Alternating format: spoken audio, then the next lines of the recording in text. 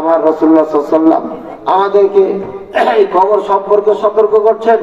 রাসূলুল্লাহ সাল্লাল্লাহু আলাইহি ওয়াসাল্লামের আরো একটি হাদিস আবু হুরায়রা রাদিয়াল্লাহু তাআলা আনহু قال قال رسول الله صلى الله عليه وسلم اذا قبر الميت اتاه ملكان اسودان ازرقان।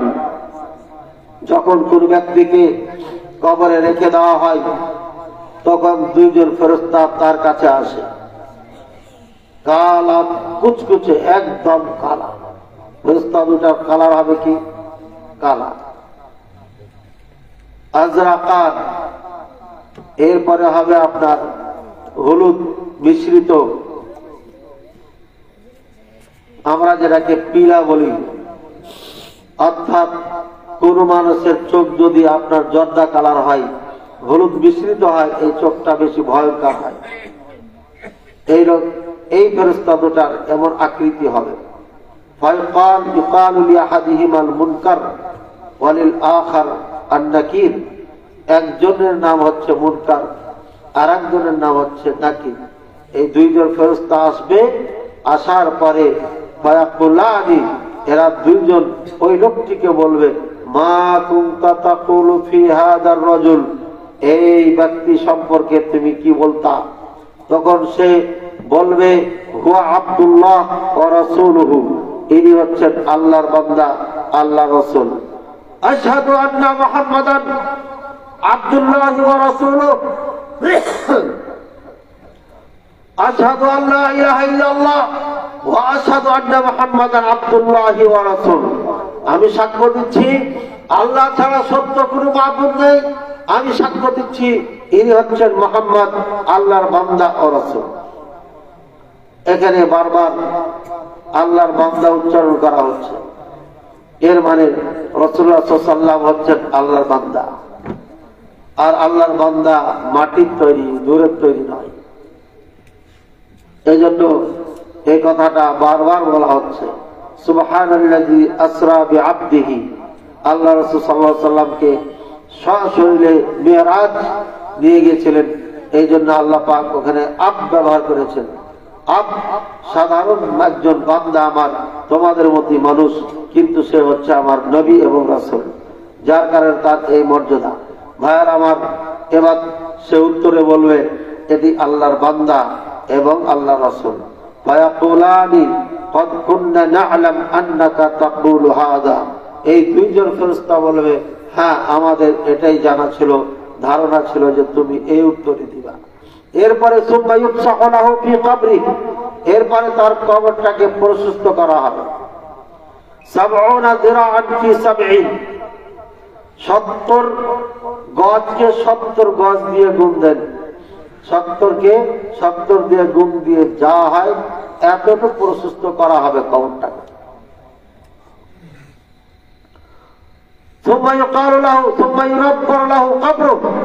এরপরে কবরটাকে আলোকিত করা হবে, অন্ধকার ছিল বোঝা যাচ্ছে, এবার আলো দিয়ে দেওয়া। এরপরে একে বলা হবে, তুমি ঘুমিয়ে যাও। আমাকে সুযোগ করে দেন, আমি আমার পরিবারের কাছে যাব, আমি তাদেরকে আমার সুসংবাদ জানিয়ে দেবো, তাদেরকে সুসংবাদ দিব।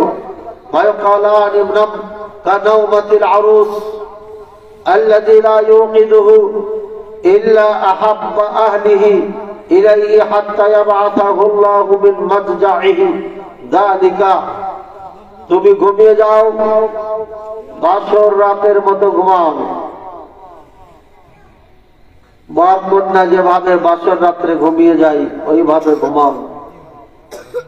বাসর রাতের ঘুমটা একজন প্রিয়জন ছাড়া, একমাত্র প্রিয় মানুষ ছাড়া কেউ ঘুম ভাঙায় না। যারা বিয়ে করেছেন তারা জানেন, দুই একটা ফ্যামিলিতে ব্যতিক্রম হতেও পারে, তাদেরকে কোনো বন্ধু বান্ধব ডাকতে আসবে না, পাড়া প্রতিবেশী সেদিন ডাকবে না, একান্ত ডাকবে কে? বাপ মা। তারপরও বাপে অনেক সময় ডাকবে না, মাকে বলবে, অথবা দাদি নানিরা ডাকবে, এই নামাজের সময় হয়েছে, উঠো। আর নামাজের যদি প্রশ্ন না থাকে তাহলে তো ওঠার কথাই নাই।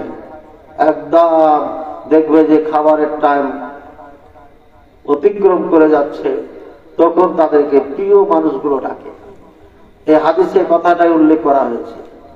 যেমন বাসর রাত্রে বর কন্যাকে প্রিয় মানুষ ছাড়া ডাকে না, তোমাকেও প্রিয় মানুষ ছাড়া আর কেউ উঠাবে না। কাজে তোমার এখানে কোনো টেনশন নাই, ভয় নাই, চোর ডাকাতের কোনো আশঙ্কা নাই। বুঝেছেন তো? একদম ঘুমিয়ে যাও, একদম টেনশন ছাড়া। যতদিন পর্যন্ত ইসরাফিল আলাইহিস সালাম সিংহারে ফুঁক না দিবে ততদিন পর্যন্ত তুমি ঘুমাও, কোনো টেনশন নাই। ভাইয়ার আমার, আল্লাহ রাসূল সাল্লাল্লাহু আলাইহি ওয়াসাল্লাম বলেন, যখন মানুষকে মারা যাওয়ার সম্মুখীন হবে তখন ইয়াতি মালাকুল মাউত ফায়াজলিসু ইনদা রাসিহি, মালাকুল মাউত আসবে, আসার পরে তার মাথার পাশে বসবে।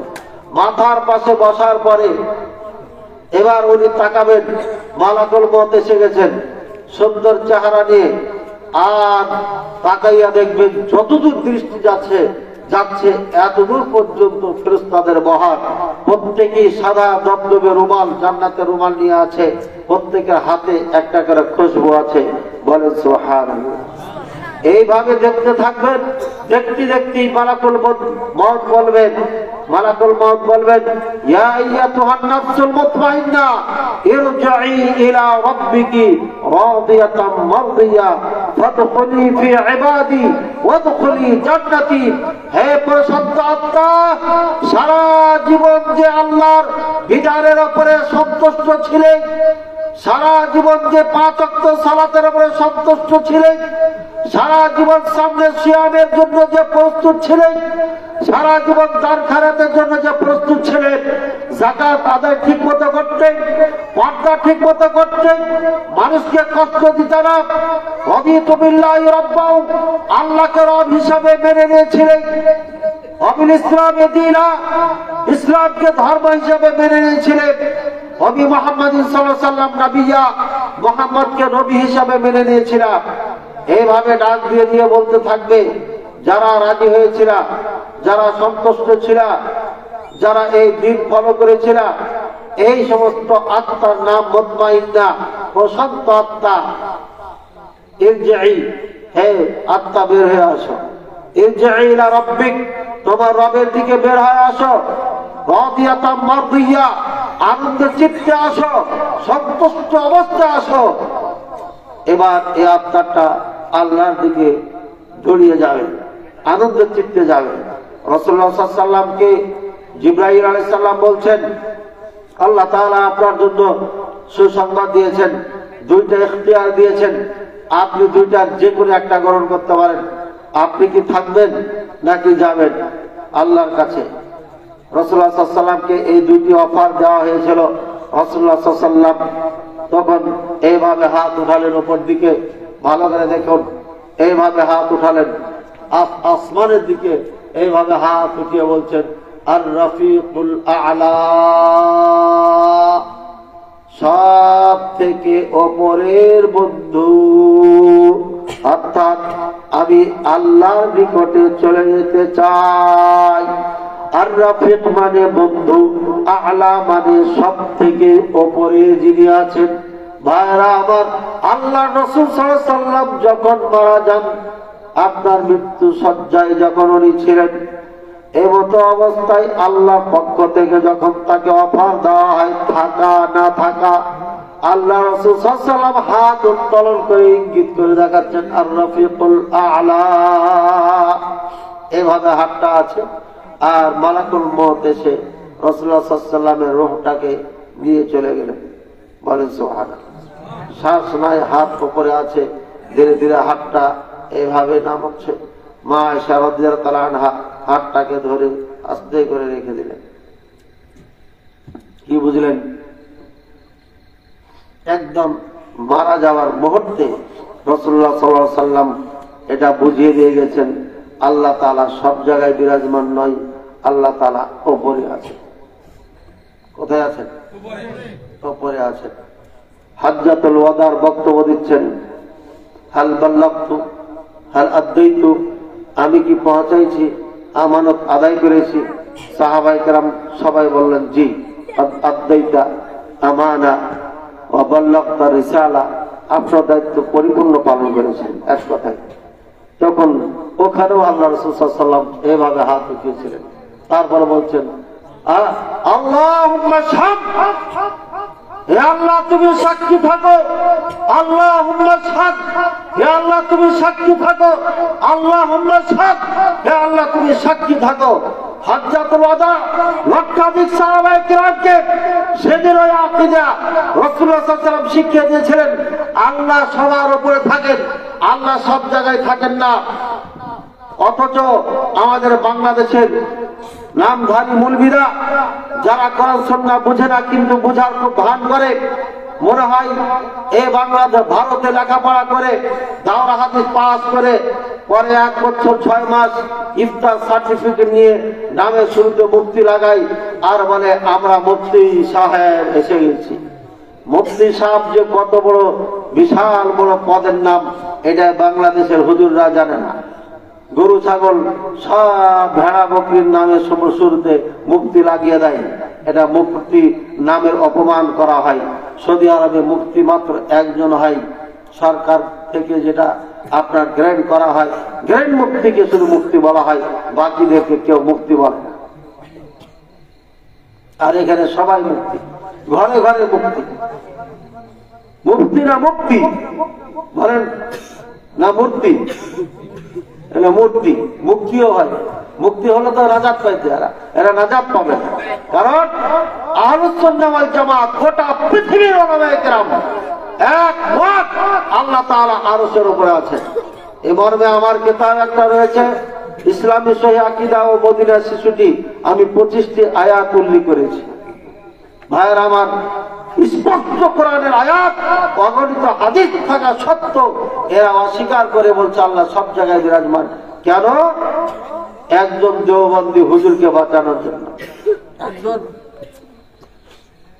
দেওবন্দি হুজুর বলেছিলেন এক সময়, খোদা হর জায়গা মौजूद है, আল্লাহ সব জায়গায় মौजूद আছে।